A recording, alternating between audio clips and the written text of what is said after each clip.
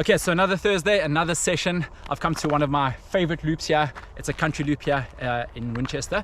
And today's session, remember my Tuesdays are super hard and my weekend session is super hard. Thursdays are sort of intermediate. So I want to be working hard, like sort of tempo, thresholdy pace, but not completely empty the tank.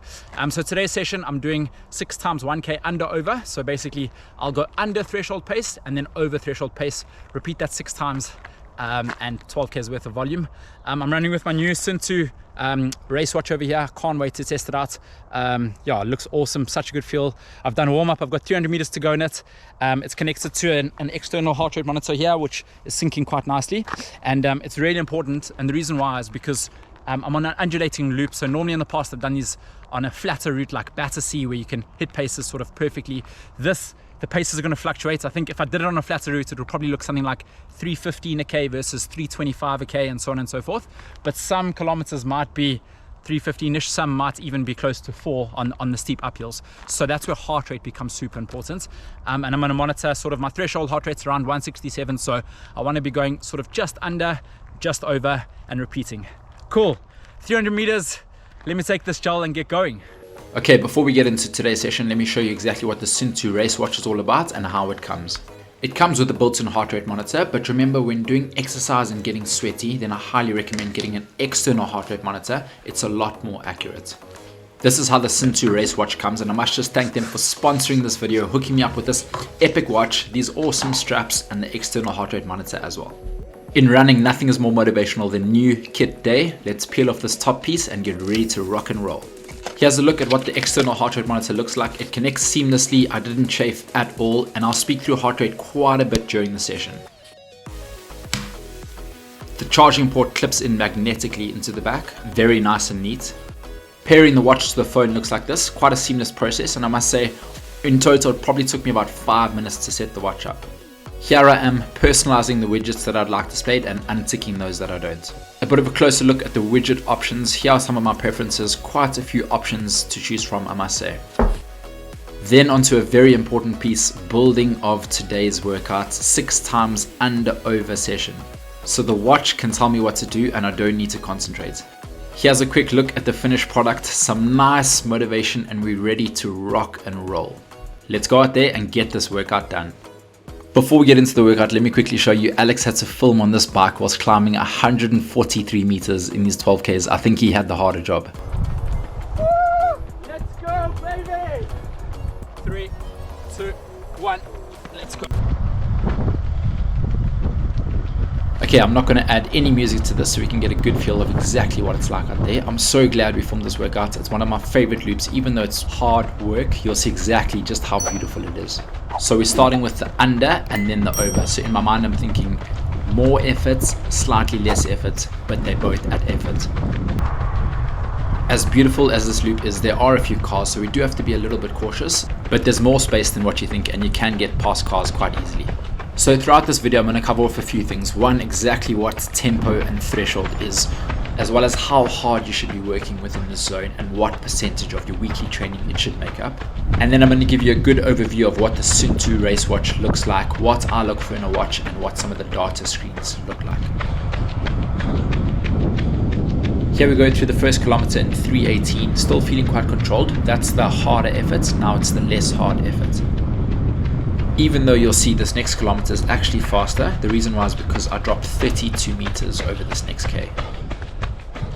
So let's chat a little bit about what exactly tempo or threshold running is. It's this running terminology that can sometimes confuse a lot of runners out, but for the purposes of this video, I'm going to keep it as basic as possible. Some classify tempo as easier than threshold, and some classify threshold as easier than tempo. I'd love to know exactly what's your definition. Some definitions is that you can hold threshold running for 30 minutes. Others say that you can hold it for 60 minutes. So let's go for a range somewhere in between. You can hold it for around 30 to 60 minutes worth of running. To some runners that are targeting shorter distances, this might be between your 10K to half marathon effort. And to those targeting longer distances like me, this might be between your half marathon to marathon effort. 3:08 in an over so far, but we're running downhill there. To be honest, depending on fatigue, sometimes I actually don't even hit marathon pace in these sessions, and that's okay. So effort levels for this, you're looking at around 7 to 8 out of 10. Working hard, but it's comfortably tough. Second kilometer, 3:13, big net downhill. That was an over, back to an under. I've made this mistake in my early running days where you end up racing tempo sessions, especially when you do it in bigger groups of people and that competitive side comes out in you. But please do not get caught up into the trap of racing tempo. If you do, it starts becoming unproductive, and I promise you, you end up paying for it. A day later, 2 days later, you're still stiff and you're unable to hit those faster paces that you need to in training. Comfortably tough. You're working, you can say a few words, but not a full sentence. Often I actually find harder track sessions easier because you're mentally pumped up for it, the heart rate's going, and you're going, you know it's a hard session. Whereas tempo, often the adrenaline isn't there, but you got to keep the body moving in order to hit that threshold heart rate. My threshold heart rate is around 165 to 167, let's say. My heart rate max is around 187 to 188, so that's around 88% of my heart rate max, so you can work out yours from there. Boom, going through the gap. Okay, now that we've chatted about tempo threshold and what sort of effort you should be running at, let me discuss how much of your weekly training this should make up. So generally, a ratio that is recommended is the 80-20 rule. I'm sure you may have heard of this before, but what that means is 80% easy, everyday, zone 2 maintenance running, 20% fast quality, higher intensity. Of that 20%, around 5% should be VO2 max work, those fast track interval sessions. So that leaves 15% left, and what I would say is probably around 10 to 15% of your weekly volume should be this tempo threshold effort, and that's about the sweet spot. We're all different, and if you're a runner that has super quick high end speed but struggle to convert that 1k pace into 5, 10 half marathon, you might need to do slightly more than 10 to 15% in your weekly training. And on the flip side, if you, let's say, a marathoner and struggle with that high end speed, you might need to do slightly less tempo training and slightly more VO2 max work. As I go through the third kilometer in 3:15, but don't be fooled, here the uphills are about to begin. If you have a watch that allows you to build workouts like the Suunto Race watch does, how I showed you in the beginning, I highly recommend you doing that. It just takes the stress away of having to worry about the workouts and sort of let your watch tell you what to do. I've set this watch to beep every kilometer, so I know when it's an over, when it's an under, and I don't have to constantly check it all the time to see exactly when that kilometer is going to end and how many reps I've done and are left to do.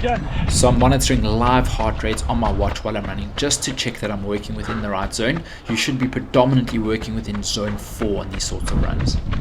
Because the loop is so undulating, you can't exactly run the session to pace. I set myself a target of averaging around threshold heart rate efforts towards the end, with the unders being slightly above threshold and the overs being slightly below. Now that's very tricky on this loop to maintain the correct heart rate, because sometimes you go down a hill in a harder section and it's a catch-22. Do you absolutely fly down the hill, run the risk of rinsing your legs, being stiff for a few days just to get to that heart rate? Or do you think, okay, let me just back off. Even if I don't hit that heart rate on this downhill, I'll most certainly hit it on the up. Today we're going with that option. Hello, fourth kilometer in 3:42. It included 24 meters of elevation gain. Things are feeling tough. We're a third of the way in. Not entirely sure if it's easier to run up this hill or cycle up this hill. Going into the session, I was quite fatigued. I've got two little ones, a 3-year-old and a 1-year-old, and my 3-year-old the night before unfortunately caught a tummy bug from nursery and was up pretty much every hour during the night. If, however, I only did workouts when I was super fresh and had nights with good sleep, then I probably wouldn't do many at all. And I feel like that's life for all of us, constantly trying to get that balance right. We're never ever going to be 100% for all of these sessions. We don't exactly live life like professional athletes, so all we can do is show up, give our best efforts. If in doubt, I promise you, get the session done. You always thank yourself for it afterwards. Even though you'll see at the end of this workout, my paces probably weren't quite where I want them to be, as well as my heart rate was slightly lower than I wish it had been. But we showed up, we put in the work, and that's all we can ask for on a day like today. Showing up when you're feeling good and smashing it on those easier days is completely fine, but showing up when you're not 100% on song for the day, grinding through those sessions, I promise you, those are the character builders. The sport's tough and it makes you so tough. That's where the magic is made. When looking for a running watch, this is some of the stuff I look for, and then let's touch base on whether the Suunto Race watch has it. So basically what I'm looking for is a few things: an accurate GPS, a watch that's really easy to set up and use, nice clean screen where you can see your data, long battery life, a watch where you can build workouts, one that stores music and connects to external headphones, one that gives you good insights afterwards, tells you how you're recovering, how you're sleeping. It's important to keep on top of our metrics, and we want accurate metrics these days, and one that's just really easy to connect to a heart rate monitor. Like I said early on, often they come with built-in heart rate monitors, which is deadly accurate when you're sitting down or sleeping. But as soon as you do an exercise and sweat gathers underneath and you're following heart rates, then please get an external heart rate monitor. It's just way more accurate. 5th kilometer in 3:31, and we're really starting to break into that threshold heart rate zone. It's tough work on this loop, but I promise you it's made easier by these beautiful views. Just have a look at that road. That's like a runner's paradise. Yes, we did it during peak hours and there's a few cars, but it serves us right. We should get going early morning, late evenings. Those are the best times to run. When the going gets tough, a beautiful route makes it a bit easier, that's for sure. I'm going to keep quiet for a bit just to give you a feel of what it's like out there and the intensity that I'm working at.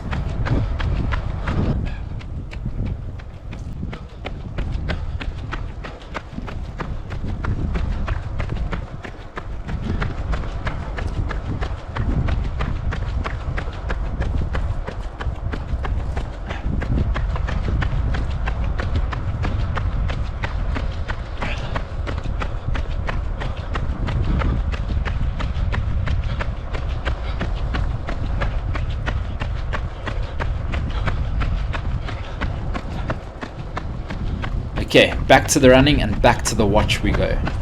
Let me speak through some of the features of this race watch and what it's all about. It's got a high definition screen, making it nice and clear and easy for you to see the numbers whilst running. Provides you with HRV recovery measurements, allowing you to keep on top of your metrics. It comes with 95 different sports modes. Obviously, my biggest one being road running. Nice to know it's got all the cross-training options.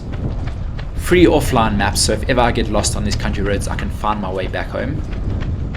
It has a whopping 26 days of battery life and 40 hours if the GPS is constantly connected. So in summary, battery is never an issue. Exactly what we need. Thank you. It's got both the touchscreen and scrolling options. Here's a look at some of the personalized feedback on the training load that it offers you. It's calculated via AR by a combination of load, progress, recovery, and HRV. I must say, on all those points that I mentioned in the beginning, this watch pretty much ticked all the boxes for me. Recommend it highly, and if you're looking for a really good fitness tracking watch, then this is a really good option for you.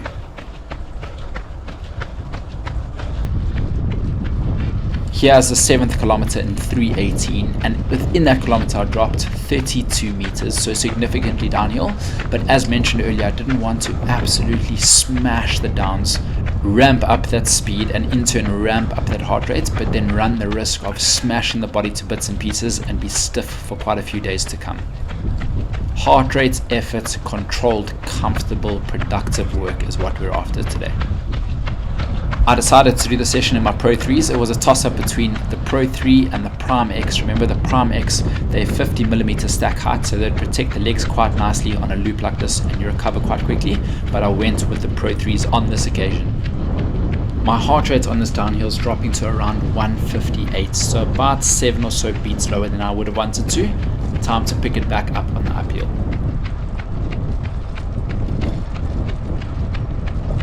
Remember, when it comes to running, there's so many variables involved and it's almost impossible to get them right all the time. So on those days where everything clicks, enjoy them. Hopefully those days are the race days. But on those days where you feel slightly fatigued, where the body's not moving probably as nice as you would have liked it to, keep showing up and keep grinding to the correct effort. If you walk away knowing that you ran within the right zone and correct effort, that is pretty much all you can ask for. 9th kilometer, 3:41, humbling. I cannot wait to go down, but still 2 more kilometers of climbing before we go down the last kilometer. Cheerio. If you look at the world's best, the East Africans, a lot of the Kenyans end up doing fartlek on a Thursday. And what that means is basically they'll go harder for a section and slightly easier for a section. Pretty much what I'm doing today, but their workouts sort of vary between 1-1, 2-1, 3-1, 5-2, that sort of stuff. And what that means is 2 minutes on, 1 minute easier, 3 minutes on, 1 minute easier, so on and so forth. So fluctuating that pace, and they're not exactly doing it on flat loops, they're doing it on hilly off-road gravel routes, and those runs make them so strong. Oh boy, let's grind it up this bump. Nearing the end of the workouts, and this is how the data shows in the Suunto app.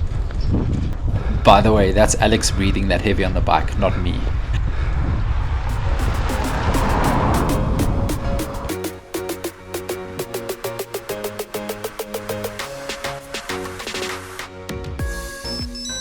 How was it? Let's go. Let's be honest. Very good. Boom.